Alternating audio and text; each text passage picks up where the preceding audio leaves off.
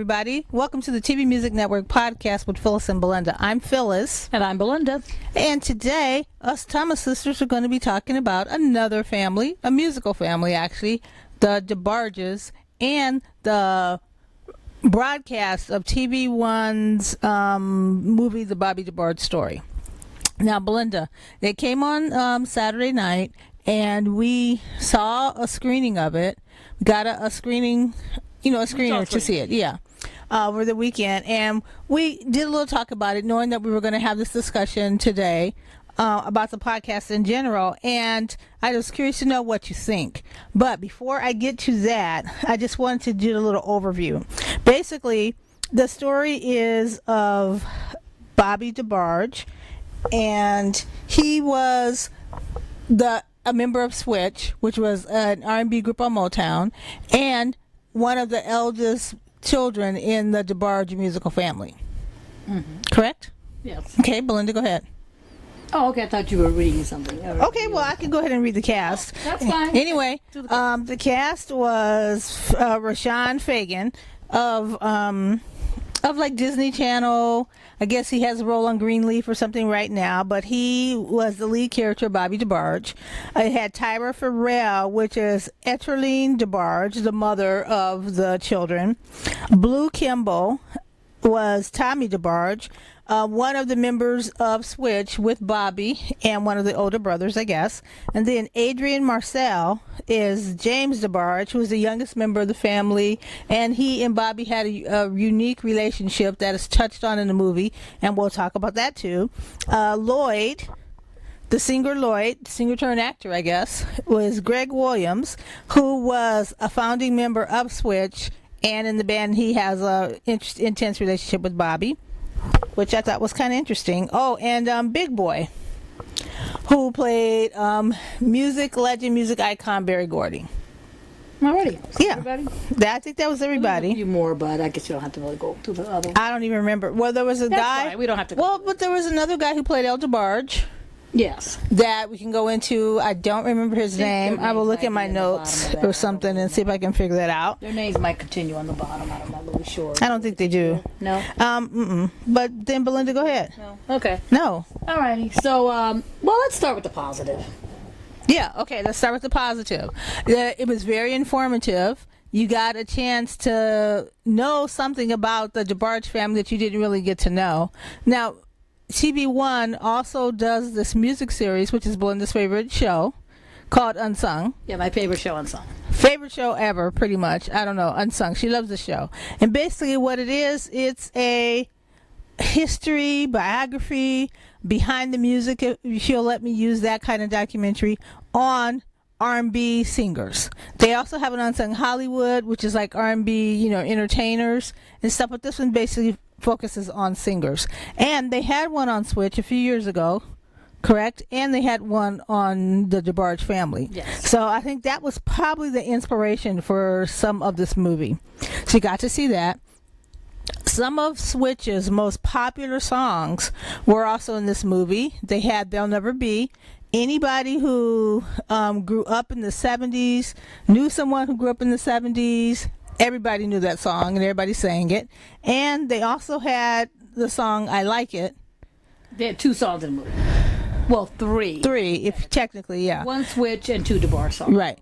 Well, the one DeBarge song was I Like It. Everybody knows I Like It. It's one of those, I call those R&B classic songs. And they because Call Your Name by Switch. Yes, I Call Your Name by Switch. I said There'll Never Be, but There'll Never Be wasn't in it. I apologize, but I do love that song. And so Switch was popular or around for all these songs. What'd you say? Was it the 70s, 80s? Switch? Switch. Started in the 70s. Switch started in the 70s. They were on Motown. Yeah, they started in the 70s. Yeah. They could have been around at the same time, like the Commodores were coming up. I don't know who else, but they were around during that time. But unfortunately, it was kind of over before it began because they didn't really. Positive things you had to say about it? Okay. I was just curious. No, that wasn't my 2 positives. Okay. I was probably just going off on a tangent because I was trying to get more history. Go ahead. Okay. They were on the Motown label, which was at the time the label to be on. They The script was very insightful, very deep. They really touched on the hardships of that life, the hardships of Bobby's life, the troubles that he had with the band, the troubles that he had growing up, and childhood memories that weren't pleasant haunted him pretty much throughout his entire life. I thought they did a really good job of showing that and portraying that. Again, they didn't leave anything out. It had almost four Jacksons in it. Latoya Jackson was portrayed, Janet Jackson was portrayed, Jermaine Jackson was portrayed, Hazel Gordy Jackson, and Berry Gordy, in a sense. I kind of call them all Jacksons. They were all featured.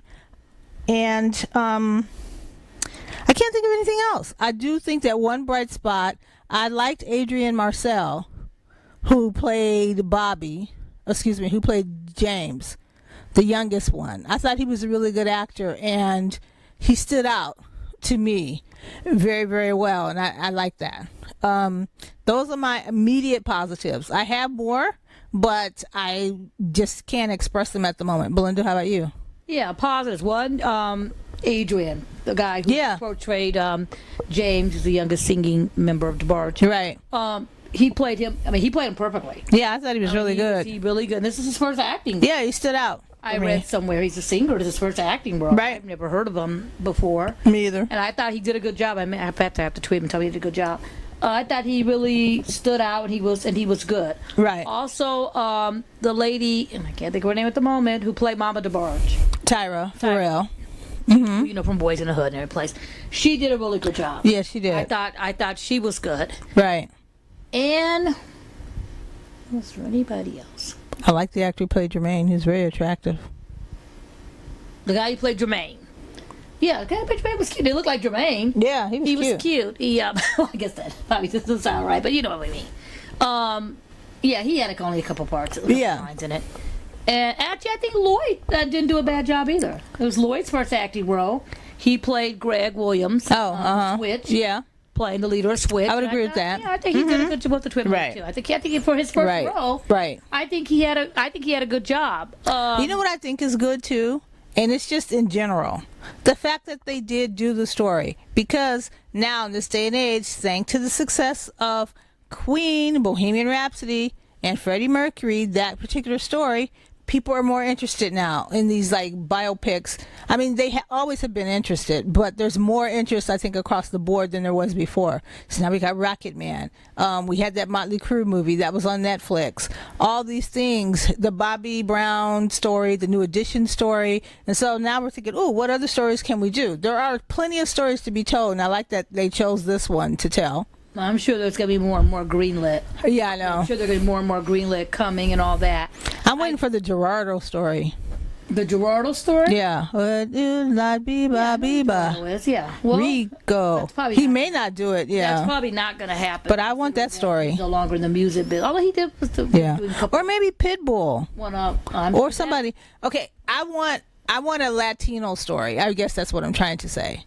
It's been a long time since Selena. Celia Cruz was on. That was just on Telemundo. And I don't know. I think that might have just been in the Spanish language with English subtitles. But I would like to have one. To do a Latino story. I'd like one.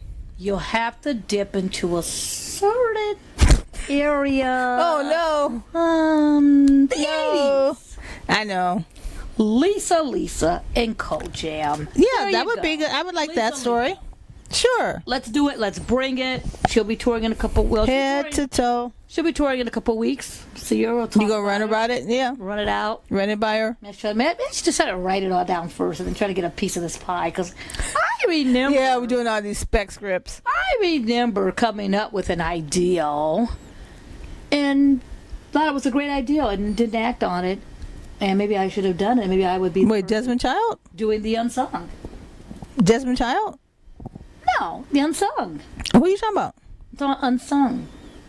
Yes, who Unsung? Unsung the TV show. Oh, Unsung the show. Unsung the show. All right. I remember working on. I remember. You had an original concept, yes. And the musics were out, and I was asked to help being consultant on the developer behind the music, and I thought this is such a great idea, right? So much fun. I thought they should do this for R&B music and do it so and so and so and so and so whatever. Why didn't I stupidly just do it myself? Yeah, why didn't you? Because here it is years later. It's here, it's out, and it's one of my favorite shows. Yeah. But anyway. Lisa Nicole Jam. Okay. Would be the story to do. I would like that story. Lisa, so right. You might want to just string right and do it.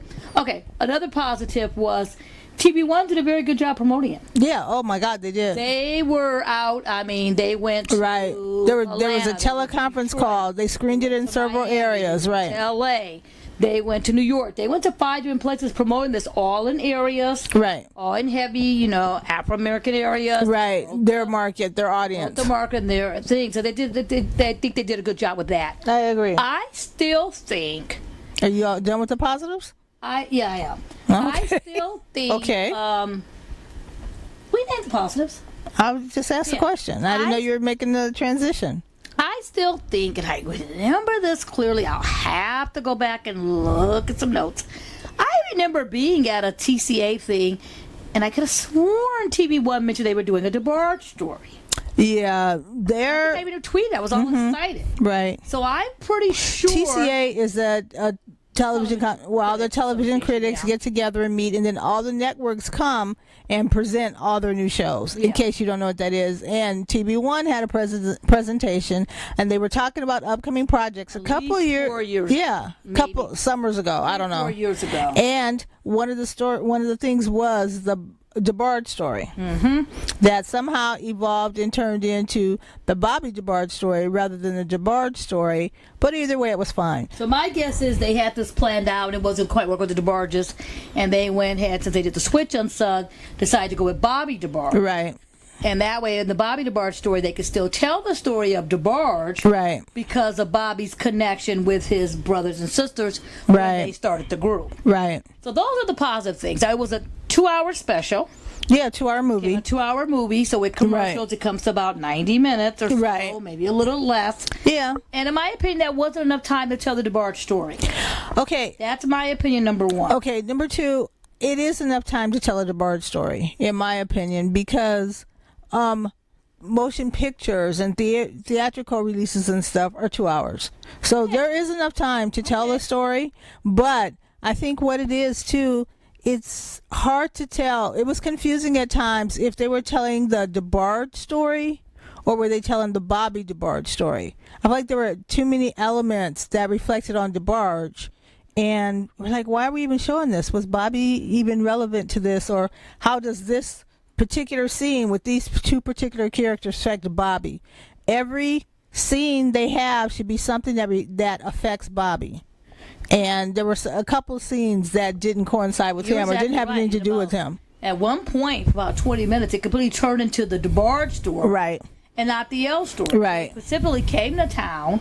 Well, Bobby brought his family to Los Angeles from Michigan, telling Motown, Jackson, that he had this group, they were magic, all this kind of stuff, and they should be signed and they should be performing. So they did do that. And there were elements of, if they become famous, how is this going to affect Bobby? Or if they come this, how is that going to affect him? Because when DeBarge was rising and reaching their, peak of popularity, Bobby was on a downward spiral, and his career, in a sense, was fading because of his drug habit.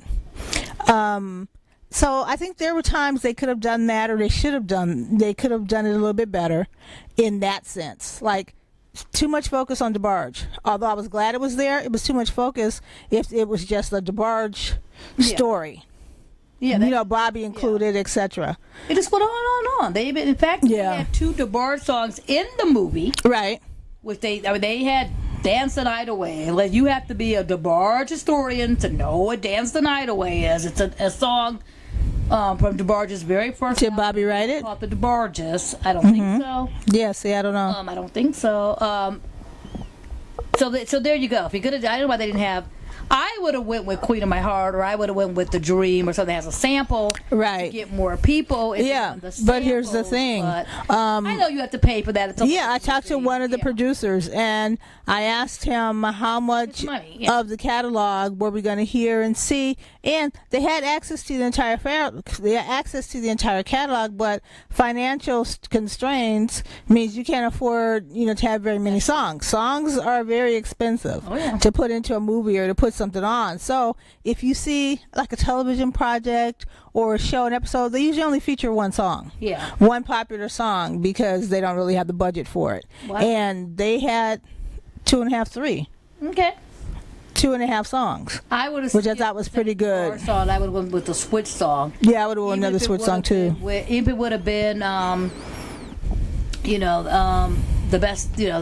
the best beat in town, I would have went with that, or right. something else. Right. Because the emphasis was on Bobby's. It was Bobby DeBarge Story. Right. At one point, that didn't show Bobby DeBarge. Right. And one thing I had an issue with too, and it's a minor issue, and it's a director and a writer's choice. And if I were writing and directing it or something like that, I respect their other artists' choices. But it started like in the middle of the story. Like, there was an argument. I guess they were having a band meeting or something. Bobby was late for the meeting in particular, and they were looking for it. I would have preferred it starting with, when did he and Greg meet? When did he and Tommy start singing? When did the little DeBarge kids realize that they could sing and start writing songs? When did they... I would have started more with the rise, so you could see the rise, see their fame and stuff. Him even leaving for LA. I don't know if they even did this. Him leaving for LA and being like, "I'm gonna come back for you guys." You know what I mean? No, when I'm big, when I'm big and I make it, I'm gonna come back for you guys and stuff. In the meantime, Bunny DeBarge, whoever, they were all recording songs and working on things. Who knows? But I would have done something like that. Yeah. Well, all these pictures always start when they're old and they go back to the thing, and that's fine. But this one started off with 2 scenes. That's what I mean. They started off perfectly with them singing and girls going crazy. The next scene should have been him little. Yeah. And it should have been little. Or follow the Grand Rapids and all that. Follow the standard biopic tropes that they do in everyone. Yeah, exactly. And everybody starts off young. Scenes filmed, they just didn't use them, but there was so much confusion over who was who. Now, if you the timeline was a little confusing, and the characters were confusing. You're gonna watch your friends like, I'm gonna tune in. I like the DeBarges. You would not have known. There were times I was confused. I recognized Bunny. If you were not, because she was the only, female character. A fan of DeBarge, you wouldn't have had a clue. Right. Who was who? There was times coming in. I guessed the guy was Al because he started singing. He looked like Stoney Jackson more than he looked like El DeBarge. Google Stoney Jackson if you don't know who he is. Yes, anyway, please do. White Shadow Forever. I don't have time to explain Stoney. But so therefore. You didn't know who was who. Yeah, and that was confusing. Their six members. The characters weren't identified very well. The only one that spoke was Greg, Tommy, and Bobby. Again, I think that's budget. It could be. The other guys. I think the other guys were extras. They were Eddie and Jody and all that. They didn't speak at all. Right, no speaking parts. Whatever. And then in DeBarge, 2 people in DeBarge didn't speak either, I don't think. Marty and Randy never spoke. You would have never known who they were, although Randy I didn't. Sing. He did sing I Like when they were on Soul Train. He did sing that. Yeah, Soul Train. And then the clip they showed of Soul Train, they hired a Don Cornelius, he introduced them. They come out, they sing, and this is where you have to watch your demographics, and you have to watch the old tapes and watch what's going on. The NWA movie is a perfect example. The way they did it. The way of doing it right. NWA, they showed a rise of their career. That's what I was saying. It would have been nice if we'd seen that. They started showing the audience demographics, and when it started off, everybody in the audience was black. Then it was black and Latino. Right. And pop. They were at Soul Train, and there was like these white dancers in the background. Yeah. And I say it as no disrespect, but I'm like, when they were on Soul Train 1983, there was no white dancers popping up on Soul Train. Right. You only saw Cheryl Song. That Asian girl with the long hair. She wasn't even in the clip. Come on. Yeah. Come on. Look, that was the first thing I noticed. That's minor. Yeah, minor, and that's something that I overlook, and everything's fine. Okay, that was one. Yeah. But I'm more concerned or more interested in the accuracy of other things. I know that a lot of people will take poetic license with a biopic or with a story like that when they're telling the story to either make it more dramatic, or there's certain beats that this thing happened in that person's life, like them getting arrested, but it didn't happen at a certain time or in a certain way, whatever. A lot of people take license and stuff with that. I do. I'm okay with that. You know, I know everything. You know, maybe into the music, I got all into. But see, I'm okay with that. I get that. What is hard for me is like when it becomes confusing. If it's a well-known thing in history, so well-known, everybody knows it, everybody remembers it, and if you choose to use it, you can't change it too much. You know, that's the one thing.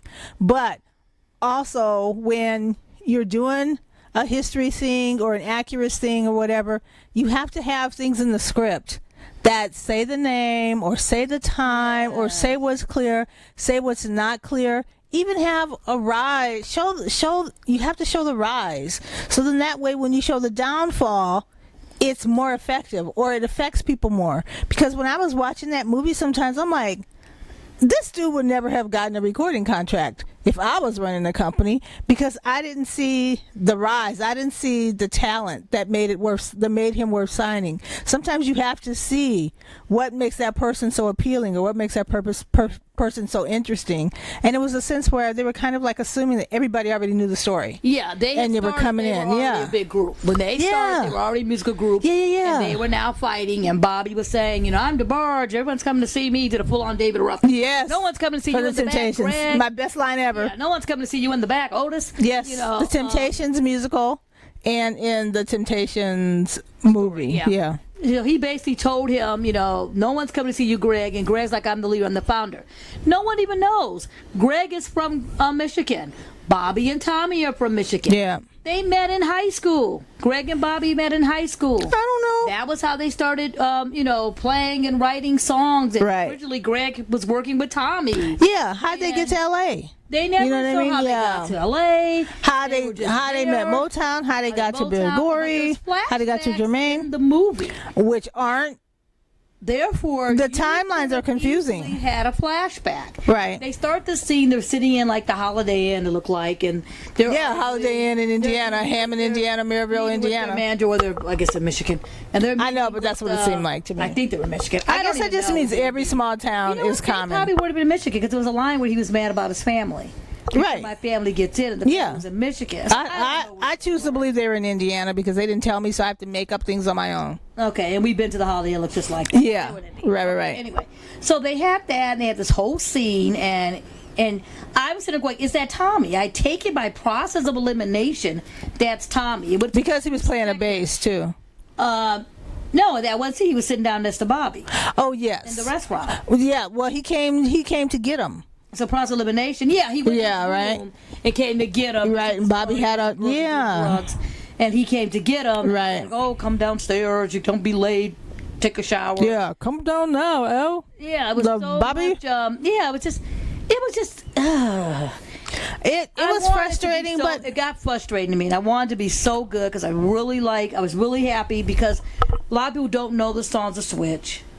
They don't know the songs of Switch. They think these songs are DeBarge songs. People hear every day. Yeah, a lot of people confuse Switch and DeBarge. And they go, oh, I thought these songs were by DeBarge. That's perfect. That just explains too how close that Bobby was in L. In singing quality, physical, Sounds alike. They look just alike. Right. You look now at old graphics when DeBarge first started, and when Switch was big. Mm-hmm. He sounds like him. You can tell DNA is such an interesting thing. He mimicked his brother. Right. Always wanted to sound like him. And Bobby is such a beautiful falsetto. Yeah. And the thing with the group Switch was that they got the name Switch because they would switch instruments and play around and do everything else. Yeah, which is pretty cool. Of this. He just kind of left. I don't think there would be another band like them. No. In that sense. Right. And that's what's so good. And they got the deal because of a showcase, and they met the Jacksons, met Jermaine. But you just know this. We didn't see it in the movie. History, but you didn't see it in the movie. And that's what drove me crazy. And I know you can't show everything. Right. But one simple conversation, one flashback could have did it. Yeah. There's so much more they could have did. And then you got, so you didn't know the timelines. Yeah, that was confusing. Anything. He was calling his mom at home. His mom. Yeah, and then I'm like, where are they? Were they in Michigan? Were they in Indiana? And then Bobby got married, had a life, had children and stuff. And when he got arrested, I'm like, where was he? I had no clue where he was. I did back to some positives. There was a scene when he was in prison, and that's when he found out that he was. That's when he found out he was sick. After the scene where all the prisoners confront the new inmate coming in. Where you been? Oh, you sure it's pretty. Everybody, taunting him and everything, and they were confusing him, saying that he was El DeBarge and not Bobby DeBarge. That was a really good scene, because in that scene, it told you everything he was thinking, everything he was feeling, and how people looked at him in general. Yeah. Then that's when he found out that he was HIV, and his HIV had progressed so much that it was going to turn into AIDS, and he probably would die. That was a really good scene, and I thought Roshon did really well. He was great acting in it. There were parts of it that were just... Roshon did well on that scene. Yeah. It seemed to me like I love Roshon.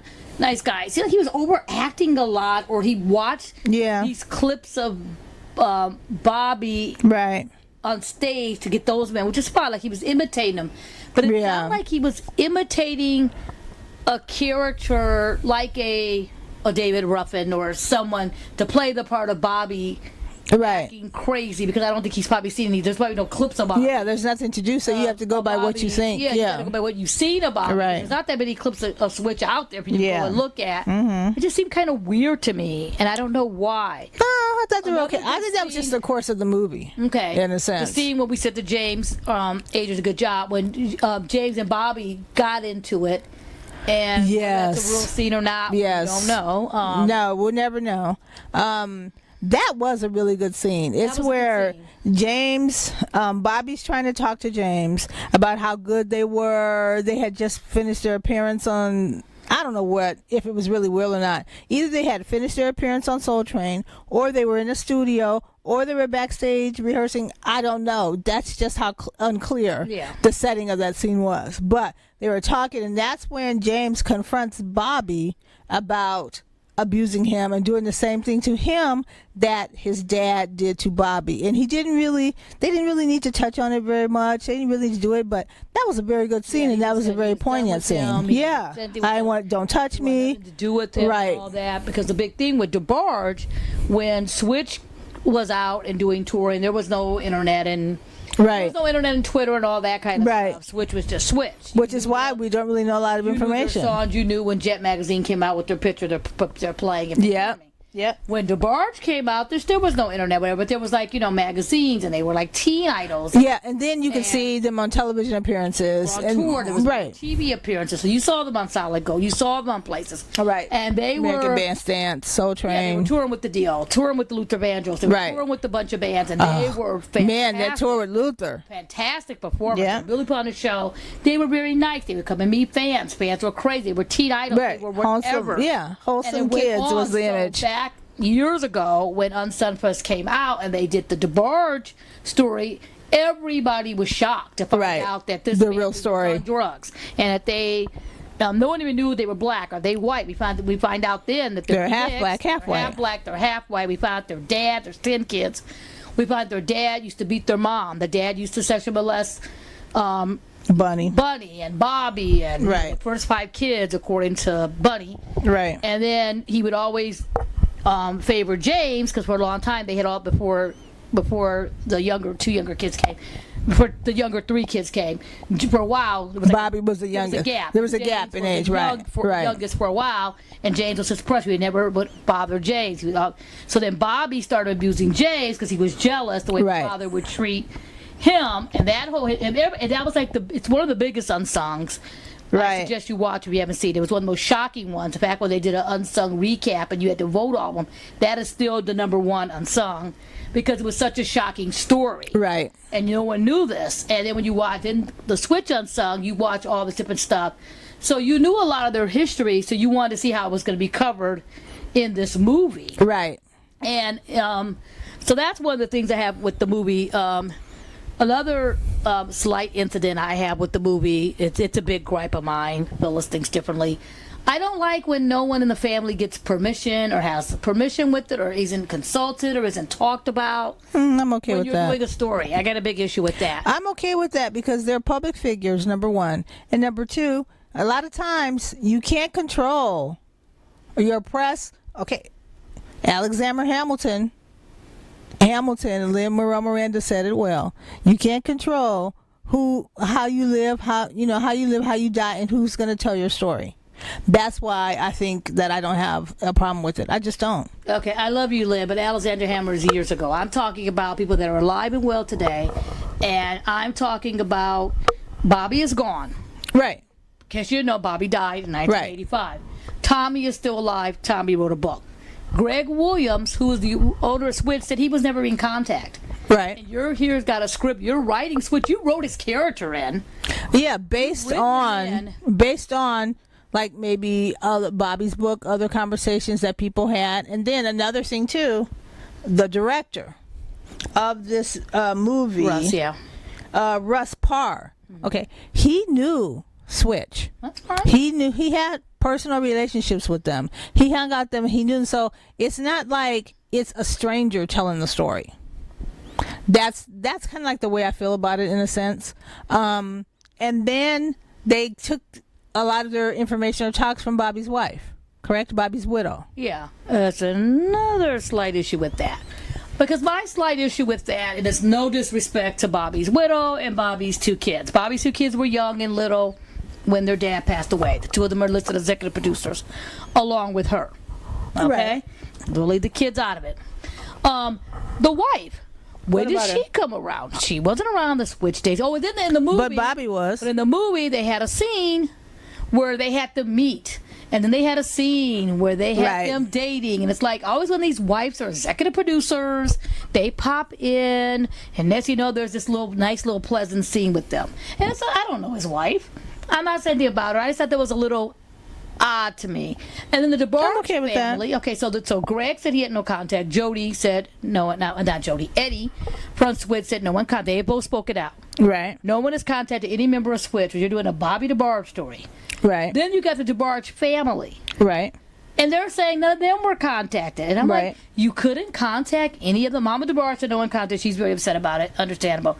But she even made a comment. Mama DeBarge made a what do you call it? A little podcast. A video post, yeah. To talk about it. And I guess they'll talk about it more. She posted it on social media. They didn't know anything about it. I think Bunny or someone got the script. They said none of it was true that they know of. All the scenes they were in weren't true. Okay? They can't speak what happened with Bobby and Switch because they weren't there. Right. But they could speak about the studio scene. Right. And them singing for Barry. And then they made it sound like Jermaine found DeBarge, and I never knew that happened. Maybe okay, poetic license. Okay. Again, that's poetic license, number one. And then number two, there becomes a time, and I know we're going to get into this whole discussion, there becomes a time when there's like too many cooks in this particular thing or in this particular scene, and it's up to the director to be like, okay, well, this is, and the director and the producers, this is the vision of the story we want, this is the story we want to tell, and we're going to tell it, and this is the way we're going to tell it, fine.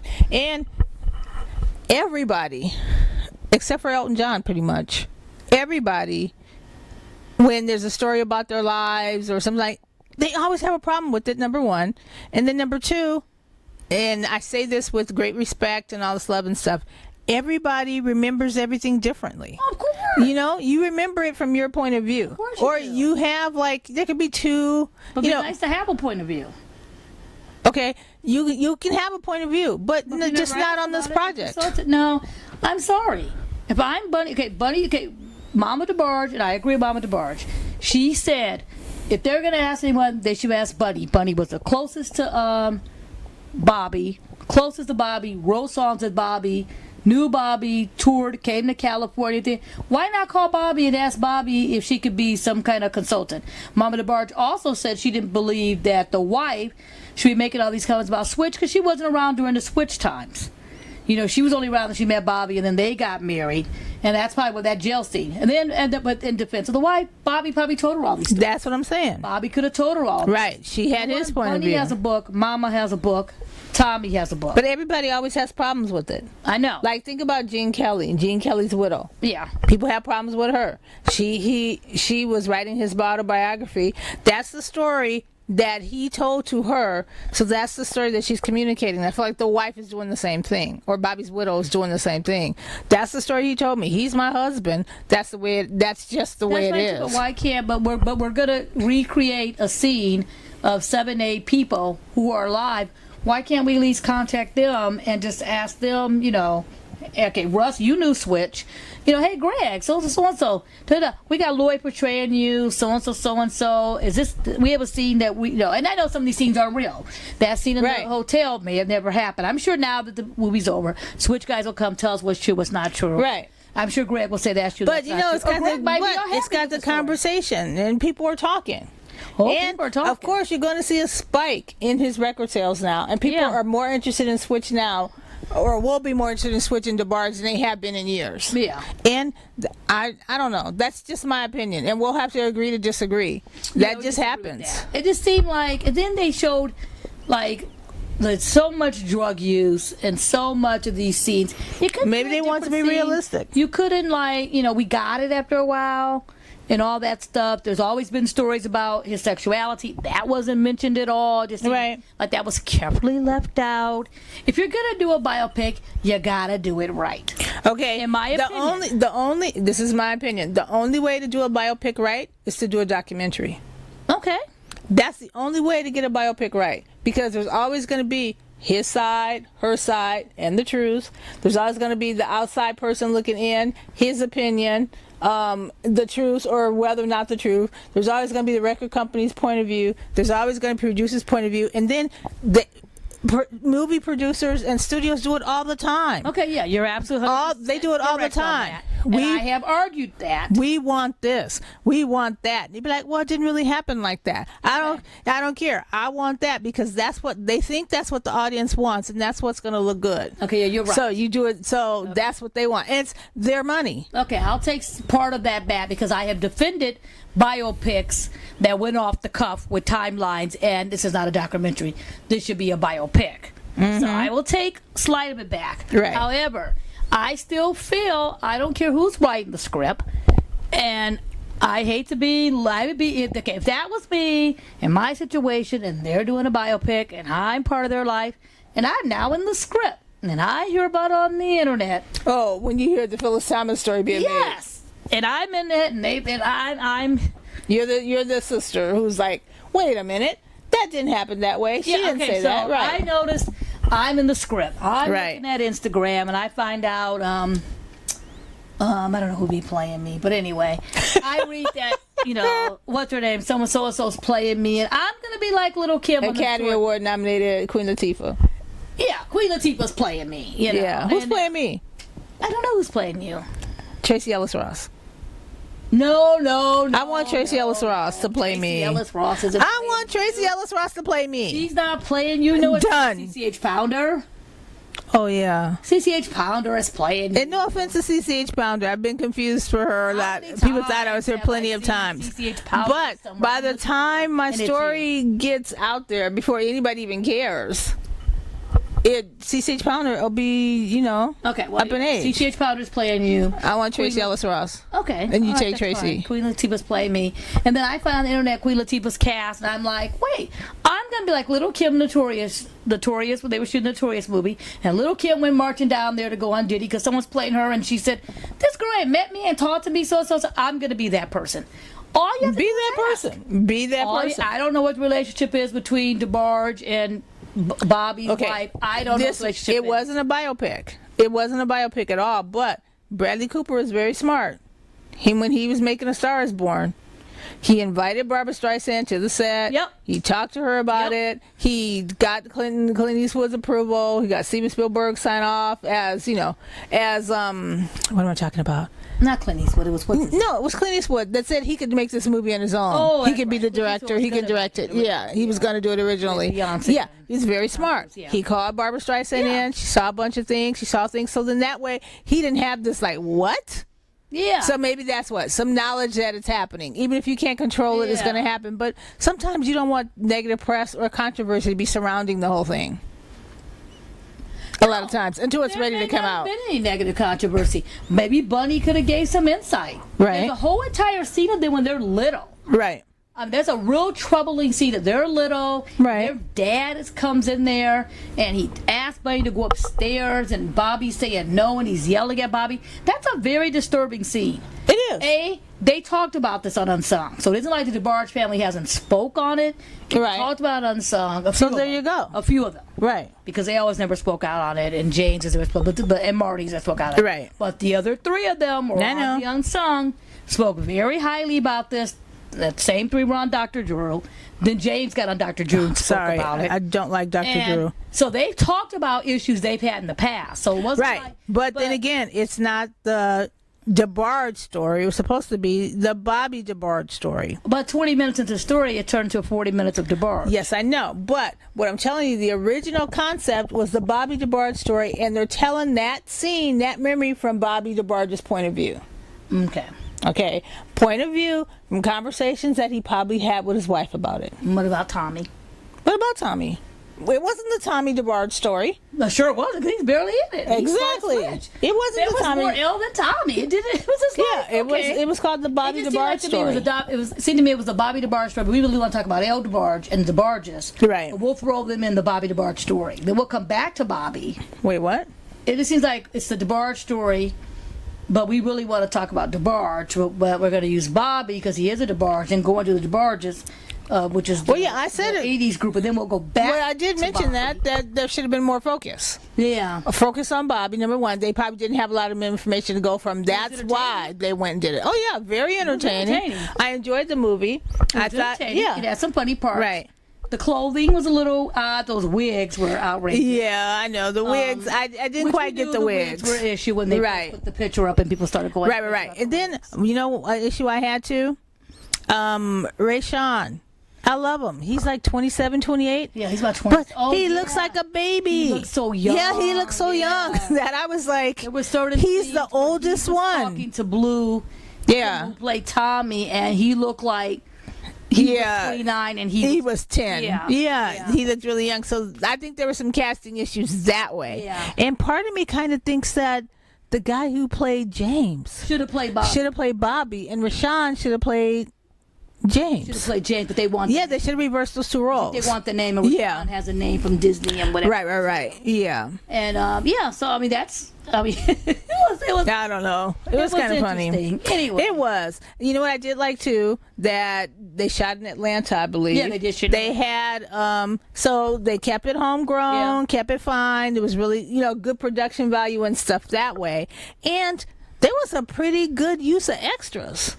Yeah, I like that. I thought that made it a little bit realistic and stuff too. I think that was great. I thought that the mom's performance is really well. I already talked about that, Jermaine Jackson. I don't know who the actor is, but I like him. Who played him? And can we talk a little minute about the Jackson sisters? Oh, I know we don't have a lot of time. We got about 3 to 4 minutes. Start on the Jackson sisters, but I got carried away about the you do the YouTube, which I feel very strongly about in any movie. I know that's why I'm like I'm never talking to you about these kind of movies when it comes up again. We have to discuss it because I know, but we got to short it down to like 2 minutes. TV1 did a Mickey Howard story. Mickey Howard was involved. Yeah, Mickey Howard's daughter was involved. That's all I ask. Okay. Oh, it's harder. Big Boy playing Barry Gordy. Barry Gordy, the Big internet Boy was very harsh on that and said, Big Boy playing Barry Gordy. I don't know about the so-and-so, and TV1 hit back and said, well, Big Boy had no problem with it, and neither did Barry Gordy. They got permission from Barry Gordy. They had to. Barry Gordy's Barry Gordy. Yeah, and Barry Gordy was okay with Big Boy playing. Yeah. So I thought, okay, all right, that's one. The Jackson sisters. Yeah. There was LaToya, who supposedly was dating Bobby during the time of this movie, and James, who was dating Janet, and everybody knows that they got married. They ran off and eloped and stuff. So those two characters are in the movie. Yeah, so we all know about Janet and Jermaine. Everybody knows that. Yeah. Janet and James. Right, and Jermaine was in the movie. Was there, of course, but a lot of people didn't know that Bobby and LaToya used to date. So that way, everybody saw that. Everybody goes, I know. Date. Oh my God! I knew because I think it's mentioned in her book, or I found out. There you go, mentioned in her book. What a concept! Or so they should have asked LaToya too what she thought. Okay. brought her in. That's a whole other story. Anybody who's in the movie that is based on a real person, I, as a screenwriter, I, as movie director, would contact them and say, "Oh, just want to let you know you're in my movie. So and so, so and so, so and so. You know, maybe want to read a little script, see if you know." That's my thing. Okay, but then you let them read the script, and then they're gonna want to make changes. They're gonna make notes. They're gonna want to do this. Okay. They don't like the way they portray. Okay, then don't and let then, them write a script. And then just let them know out of common courtesy they're in the movie. Well, I feel like they have to do that in a sense because they're using their likeness for permission. Well, I know when The Dirt came out and another shoe with Motley Crue, they were involved. Oh yeah, Motley They Crue. used a thing of Vince's wife, and she was saying that they talked about their daughter who passed away, and she felt that she could have got a courtesy text that the daughter is being mentioned because it's a sensitive subject and whatever of her life and all that. Since their daughter passed away, and she was saying that she didn't get a courtesy, like she didn't. But Vince was there, and they had Vince. So is that okay to you? Oh, she said it. Yeah, but she's still in the movie. I know. Okay, I guess I'm just having. It's hard, especially when it's a group and maybe like one singular person. It's like how many people do you get? How many people do you get involved? It creates a bigger headache. Oh, I'm sure it does. Then you realize. I'm sure it does, and I'm sure if one day if we're doing the Phyllis Thomas story, I'm sure it'll be a headache. But I'll be damned. That's just me. It ain't happening. I'm gonna be like you're portraying me in a movie. Yeah. So they'll just cut you out. You should at least altogether. talk to me. At least get. I mean, not saying you have to get that I say this yes or true because it could be a problem. Okay, maybe I'll have to see the script. But maybe you might want to talk to me. Maybe I might want to talk to that actress and make What about when they do? Make sure she has my laugh correctly. Make sure she knows things I say. Make sure Queen Latifah has my walk. Make sure, I don't want Latifah wearing those crazy wigs. I'm natural. You don't trust Maybe, Queen Latifah to do you right? Yeah, but I don't know what the script says. Queen Latifah might come in and have me going, "Hey, y'all." Okay, what about when that Michelle Obama and Barack Obama movie? Oh boy. That Love you. I guess I shouldn't even that Tika did. What Love about you, that? Tika. Oh my Should she have God. talked to them about that? Of course. Okay, in their defense, they weren't going to get a hold of LaToya. LaToya wasn't entertaining. Not Right. LaToya, what's her name? Janet. Oh yeah. Wouldn't answer them back. So they Yeah. could have said, "We tried to get a hold of Janet." People didn't Well, respond. who's to say they tried to get them? Because when they were asked about that, they cut any conversation about that off. Yeah, When TV1 was asked about that. maybe so. And that could be because that's a question that someone like I would ask. I don't know. That's just my opinion on it. I may think differently. You made your opinion loud and clear. That's me. Yes, true. So let's Hope move on. Latifah knows that. Any like Crazy in the movie. when she betrays you, you hope she knows She that. knows. Okay, so I don't back anyway, down, Teep. No, that's just my opinion on it. I know. But maybe I know, and our TVMusic Network podcast listeners, they all know. Yeah, they know too. They really, really know. Yep. Okay, so anyway, with this movie, and it's going to be playing again, Oh, probably running through the course of TV1's weekend, it'll be right? on again. You should watch it, see what you think. You might think differently. You may learn a lot. Okay, I think the plus side. If you don't know anything about DeBarge or the DeBarges, or you just know I like it, Right. I call your name. You can you're learn gonna a little lot bit about it. Right. Number two, if you know a lot about them, you're going to be more critical. And it said to me. Right. Number three, if you know somewhat about them and didn't know about them, you might be a little bit critical, not as much, but the response that I was reading on the internet afterwards were all saying you should just watch the Unsung and be done.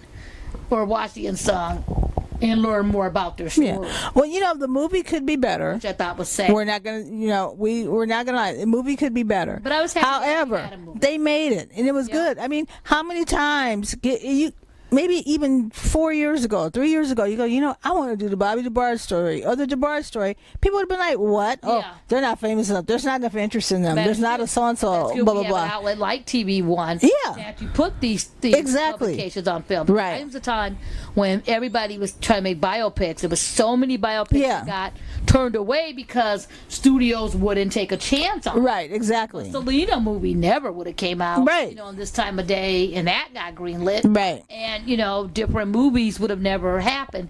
Now you can have a movie. Right. Like, look at Motley Crue. They went with, The Dirt, doing their movie, which is that was supposed to come out in the live stream years ago with Paramount and all that. And it ended up being a Netflix streaming movie, but it was supposed to be theatrical too, right? It was supposed to be a theatrical thing a long time ago, and they had some issues with what they want to use and what they don't want to use, and different changes at. And do you think they were worried, scared of Sharon and Ozzy? It could be. No, I don't know, because that's one that has been talked about for years. So it wasn't like, before they even, before everyone knew exactly who they were, this has been talked about. I mean, now you simply know who the Osmonds are, but back then, let's remember, you didn't really know them as well as you do now. Yeah, but still. So it's been an issue right. forever, and I was really glad to see it finally come out. Right. I was actually glad to see it on their own kind of terms, too. Right. So, that's a perfect example. I was kind of glad to see it on their terms, the four of them having something into it, then Nikki putting out a story. Well, Straight Outta Compton, same thing. They had... Straight Outta Compton was another one. They're producers. Yeah, Straight Outta Compton was the first thing I asked after Gary Graham. Said he was doing a movie. I said, do you have the members of NWA behind it? He said 3 of them are producers. Right. And it came out, and what happened? 3 of them were producers. Eazy's family had an issue with some stuff. That's what I'm saying. It's always going to happen because it's a sensitive subject. Especially when the person is gone, too. Yeah, and it's personal. You've seen about yourself. You're like, that. I just wish they contacted a DeBarge sibling. That's all. Okay. Bunny. Money. Bunny. Bunny. I'm like, money? What did money have to do with it? Okay, but Bunny, yes. Contact. Okay, right. So, I think what we learned from this is that everybody should see this movie. Mm-hmm. It gives you attention. It tells you a story that has to be told. And there need to be more stories, I think, about African Americans in general and African American singers and entertainers and people who kept us entertained. I mean, not everybody knows Rhythm of the Night. Everybody knows, DeBarge and all that kind of stuff from Motown. Everybody knows Berry Gordy, the Jermaine and Hazel side. And they can touch on this any bit more, but it was nice to see a little bit of Jermaine and Hazel and Jermaine after he left the Jacksons. Yeah. You don't see any of that. And to see, like, what a producer he could have been, never mind, I'm not going to get on Jermaine because he's, like, tough subject for me. And you got to see that part of it. And it was funny seeing the Jackson sisters. Yeah. It's like, can we keep getting Janet all these home movies? Yeah, Janet bringing it home, making every movie legit. Yeah, Janet and Janet and the Tupac story.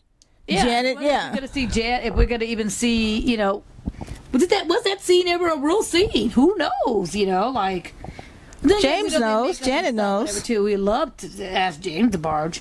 I'm sure now that the movie. I'm okay with the movie. Yeah, and him telling me and stuff because I can make up my own or I can select. You know what? He can tell his story. Yeah, he can tell his side of the story. Now, what the DeBarges say now that it's aired. Yeah, and I will be looking to see what the DeBarges and the Switch members. Yes, guys would sit there going to mention what they think about. They're going to watch it going straight.